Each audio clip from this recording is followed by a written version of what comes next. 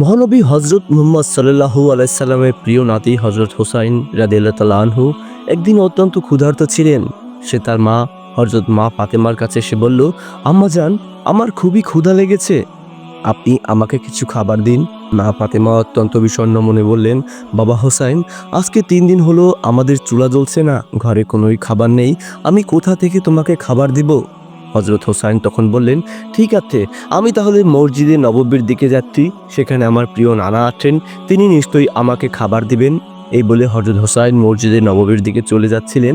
হজরত মা ফাতেমা পিছন থেকে তাকে ডাকলেন, বললেন, বাবা, তুমি ওখানে যেও না, তোমার নানাও আজকে 2 দিন ধরে না খেয়ে মসজিদে নববীতে বসে আছে। কিন্তু হজরত হোসাইন তার কথা না শুনে মসজিদে নববীর সামনে গেলেন এবং ভেতরে ঢুকলেন। তখন তিনি লক্ষ্য করলেন হজরত মুহাম্মদ সাল্লাল্লাহু আলাইহি সাল্লাম তার প্রিয় নানা মসজিদে নববীর ভিতরে বসে আছেন এবং তার পাশে একজন সাহাবী বসে রয়েছেন। এই সাহাবী বিড়বিড় করে নবীজি সাল্লাল্লাহু আলাইহি সাল্লামকে কি যেন বলছেন। মূলত উনি কোনো সাধারণ সাহাবী কিন্তু মানুষ ছিলেন না, তিনি ছিলেন আল্লাহর পাঠানো হজরত জিবরাইল আলাইহিস সালাম, আল্লাহর ওহী নিয়ে এসেছিলেন। হজরত হোসাইন রাদিয়াল্লাহু তাআলা আনহু তখন মহানবী হজরত মুহাম্মদ সাল্লাল্লাহু আলাইহি সাল্লামের কাছে গেলেন। হজরত মুহাম্মদ সাল্লাল্লাহু আলাইহি সাল্লামের কাছে গিয়ে বললেন, ও আমার প্রিয় নানা, আমি খুবই ক্ষুধার্ত, আমাকে খাবার দিন। মহানবী হজরত মুহাম্মদ সাল্লাল্লাহু আলাইহি সাল্লাম তার প্রিয় নাতি হজরত হোসাইন রাদিয়াল্লাহু তাআলা আনহুর কথা শুনে খানিকক্ষণ চুপ হয়ে রইলেন, কারণ তিনিও তো অত্যন্ত ক্ষুধার্ত ছিলেন, 2 দিন হয়েছে সে কিছুই খায়নি। তখন তিনি হজরত হোসাইনকে বললেন, প্রিয় নাতি আমার কলিজার টুকরা, তুমি আমার কাছে আসো, আমার কোলে বসো। তখন হজরত হোসাইন তখন তার কাছে গিয়ে কোলে বসলো।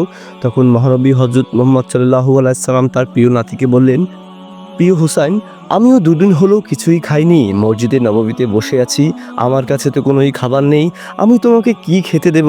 আমার কাছে যদি সামান্য খাবার থাকতো সম্পূর্ণটাই আমি তোমার হাতে তুলে দিতাম।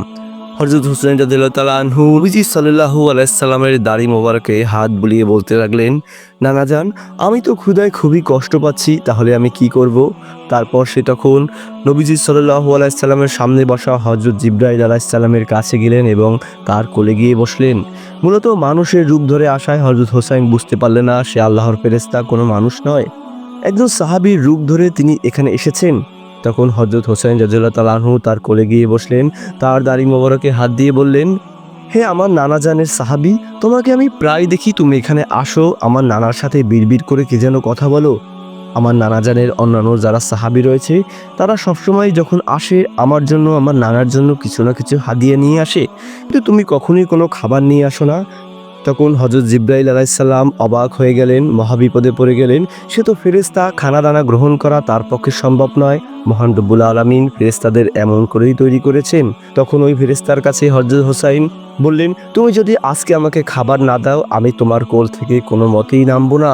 হযরত জিবরাইল আলাইহিস সালাম বিপদে পড়ে গেলেন। মহান রব্বুল আলামিনের কাছে মনে মনে দোয়া প্রার্থনা করলেন, বলেন, হে আল্লাহ, আপনি তো আমাকে খানা গ্রহণ করার বৈধতা দেননি, আমরা ফেরেশতা, আমাদের তো খাবার গ্রহণের প্রয়োজন পড়ে না। এই ছোট্ট নাবালক শিশুটি ক্ষুধার যন্ত্রণায় ভুগছে, আমার কাছে খাবার চাচ্ছে, সে তো জানে না আমি ফেরেশতা জিবরাইল আলাইহিস সালাম, আমি এখন তাকে কি জবাব দেব? সে তো খাবার ছাড়া আমার কোল থেকেও নামবে না, আর এই মাসুম বাচ্চাটিকে কি করে আমি ফিরিয়ে দেই?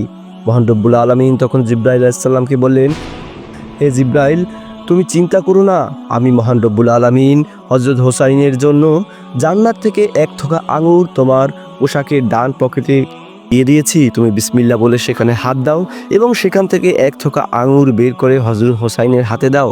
তখন জিবরাইল আলাইহিস সালাম বিসমিল্লাহ বলে তার ডান পকেটে হাত দিয়ে সেখান থেকে 1 থোকা আঙুর হযরত হোসাইন রাদিয়াল্লাহু তাআলা আনহুর কাছে দিলেন। হযরত হোসাইন আঙ্গুর দেখে খুবই খুশি হলেন।